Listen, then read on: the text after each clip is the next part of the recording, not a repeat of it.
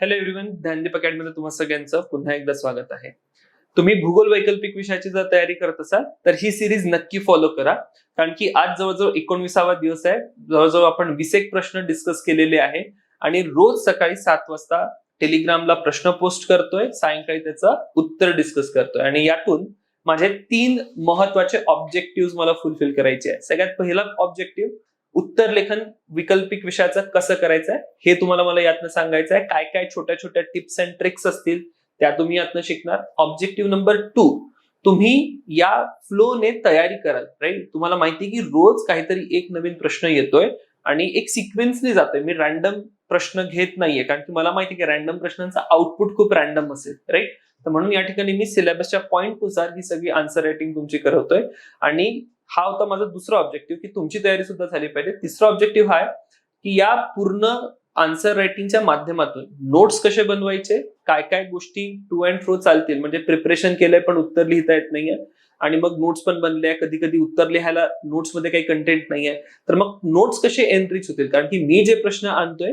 ते मी माझ्या अनुभवातनं आणतोय. माझ्याजवळ मी एवढ्या वर्षांपासून 10-15 वर्षांपासून जो कंटेंट रेडी केलाय त्यातनं हे प्रश्न येत आहेत, त्यातले उत्तराचे पॉइंट्स येत आहेत. तर तुमच्यापर्यंत तो कंटेंट पोहोचावा, तुमचे नोट्स मध्ये खूप साऱ्या गोष्टी व्हॅल्यू ऍड व्हाव्यात, यासाठी ही आपण पूर्ण सिरीज जी आहे ती चालू होते. 3 ऑब्जेक्टिव्ह आहेत. आय होप की तुम्हाला हे सगळेच्या सगळे फायदे होत आहेत. रेग्युलरली फॉलो करा, खूप चांगल्याने तुमची भूगोल वैकल्पिक विषयाची तयारी होईल.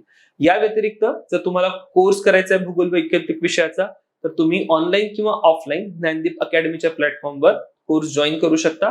मी तुम्हाला एक नंबर देतो, या नंबरवर तुम्ही कॉल करा 77094957797. अदर दॅन ऑप्शनल जीएसटी सुद्धा क्वेरी असेल तरी सुद्धा आमच्यापर्यंत पोहोचा, आम्ही एक सकारात्मक समाधान तुम्हाला त्यातनं नक्कीच देऊ. वळूया प्रश्नाकडे. Highlight the differences between geomorphic cycle of Davis and Penck. Davis आणि पेंग यांच्या भूरूपिकीय चक्रांमधील फरक अधोरेखित करा. नाऊ या प्रश्नामध्ये अपेक्षित काय आहे किंवा या प्रश्नाचं महत्व काय आहे, 2 मुद्दे या ठिकाणी मी सांगतो. प्रश्नामध्ये अपेक्षित आहे की सरळ सरळ डेव्हिसच्या आणि पेंगच्या भूरूपिकी चक्रामध्ये काय डिफरन्स आहे तो मांडा.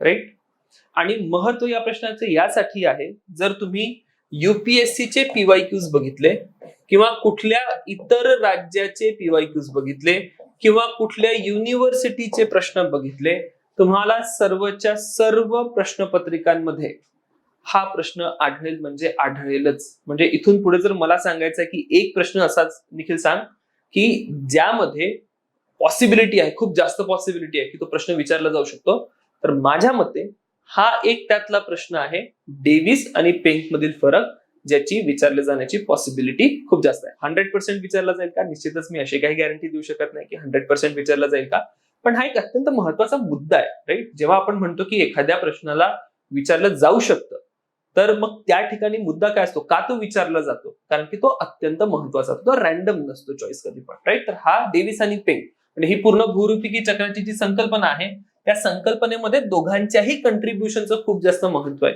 आणि दोघांच्याही थॉटमध्ये, दोघांच्याही विचारांमध्ये, दोघांच्याही थिअरीमध्ये काही फंडामेंटल डिफरन्सेस पण आहे. म्हणून कंपॅरिझनचा प्रश्न विचारला जातो, तर हा जो प्रश्न आहे त्याचं जे उत्तर असेल, अपेक्षित आहे की तोंडपाठ करून ठेवा. राईट, जितके पण पॉइंट्स आहेत, 9-10 पॉइंट्स आहेत, ते सर्वच्या सर्व 9-10 पॉइंट्स तुम्हाला तोंडपाठ असले पाहिजे. आता पॉइंट्स आपल्या नोट्स मध्ये पण आहे. राईट, किंवा कुठलं पुस्तक तुम्ही स्टँडर्ड घ्याल तर अपेक्षित आहे की हे पॉइंट्स असावे, नसतील तर त्यातलं ऍटलिस्ट तुम्हाला एक कंटेंट मिळून जाईल, त्यातनं तुम्ही हा टेबल बनवू शकता. बट मी ऑलरेडी पॉइंट दिले तर त्याची काही गरज तुम्हाला पडणार नाही. पुढच्या मुद्द्यावर येऊया. प्रश्नाचं उत्तर लिहायचं आहे. प्रश्नाचं उत्तर लिहत असताना आता मुद्दा लक्षात घ्या, कंपॅरिझन विचारलेला आहे. राईट, डिफरन्सचा क्वेश्चन आहे आणि जेव्हा डिफरन्सचा प्रश्न आहे मग चूक तुमच्या हाताने ही होईल की इंट्रोडक्शन लिहिणार नाही किंवा काही प्रस्तावना तुमची नसेल, डायरेक्ट तुम्ही टेबल करणार आणि टेबलमध्ये इंट्रोडक्शन पूर्ण उत्तर लिहिणार. हा एक अप्रोच असू शकतो. बऱ्याच लोकांचा अजून एक अप्रोच आहे की टेबल करत नाही, पिंकने काय सांगितलं ते सांगतील, डेव्हिसने काय सांगितलं ते सांगतील, पण तसं तर करूच नका. फरक विचारलाय, लहानपणापासून फरक कसा लिहत आलोय, टेबल करून लिहत आलोय, इथे पण टेबल करा. क्लिअर, कारण की तेव्हाच तुमचा फरक जो आहे खूप चांगल्याने हायलाइट सुद्धा होईल.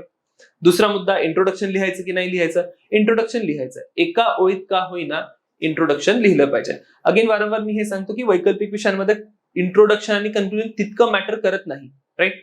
पण तरी पण आपण सुरुवातीपासून एक सवय टाकू, एक सवय लावून घेऊ की जर प्रश्न विचारलाय कमीत कमी 10 शब्दांचं इंट्रोडक्शन सढळ हाताने आपलं आलं पाहिजे. तर इथे मी इंट्रोडक्शन काय केलं, इथे इंट्रोडक्शन मध्ये मी म्हटलंय की बघा, डेव्हिसने जरी संकल्पना सर्वप्रथम आणली असली तरी पेंगचं जे योगदान आहे त्यामुळे भूरूपिके चक्राबद्दल आपल्याला एक सखोल आयडिया येते, एक डिटेल्ड आयडिया आपल्याला पेंग कडनं मिळते. आणि म्हणून मग जे डेव्हिस आणि पेंगची संकल्पना आहे त्यातले फरक खालीलप्रमाणे आहे.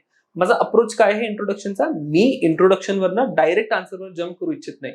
मी इंट्रोडक्शन असं लिहितोय की ते मला आन्सरकडे डायरेक्ट करेल, राईट. म्हणून लिंक या ठिकाणी झाली पाहिजे, म्हणून अशा प्रकारचं एक थोडंसं जेनेरिक इंट्रोडक्शन मी या ठिकाणी दिलेलं आहे. बाकी मग पॉइंट्स काय, तर तेच पॉइंट आहेत.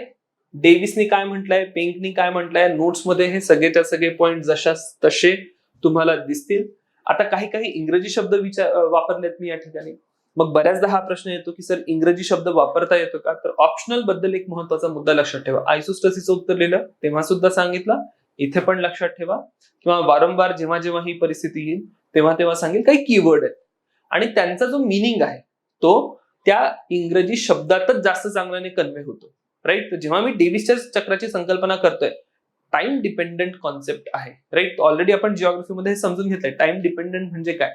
भूरूपिकी चक्रामध्ये जेव्हा आपण टाइम डिपेंडंट म्हणतो त्याचा अर्थ काय की काळासोबत भूरूपांमध्ये बदल होत जातो, असं काही सिंपल एक लँग्वेज मध्ये आपण त्याला या ठिकाणी प्रतिपादित करू शकतो, राईट. तर डेव्हिसचं टाइम डिपेंडंट चक्र आहे आणि पेंगचा थॉट कसा आहे, टाइम इंडिपेंडंट, राईट. हे थेरॉटिकल पार्ट आहे सगळे. बाकी मग सगळे आपण मुद्दे या ठिकाणी सांगितलेले आहे की भूरूपी चक्राच्या विविध अवस्था आहेत, स्टेजेस आहेत, उत्थान व अपक्षरणाच्या दरावरून या ठिकाणी टप्पे आहेत, so on and so fourth. तर अशा प्रकारे हे सगळेचे सगळे मुद्दे तुम्ही या ठिकाणी मांडा की डेव्हिसचं मत काय.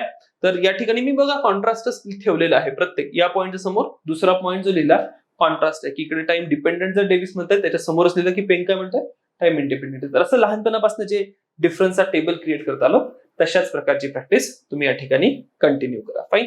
तर हे आहेत डेव्हिस आणि पेंग मधले काही डिफरन्सेस. कन्क्लुजन मध्ये पण तुम्ही हे म्हणू शकता की कोणतीच एक संकल्पना आपल्याला पूर्णपणे भूरूपिकी चक्र जे आहेत किंवा भूरूपांचा विकास हे स्पष्ट करत नाही आणि म्हणून वेगवेगळे विचार प्रवाह या संदर्भात आपल्याला आढळतात, राईट. अशा प्रकारचं एक अगेन इंटरलिंकेजेस किंवा बाकी थिअरींकडे डायरेक्ट करणारा कन्क्लुजन तुम्ही लिहू शकता. So thank you everyone. भेटूया आता नेक्स्ट सेशन मध्ये.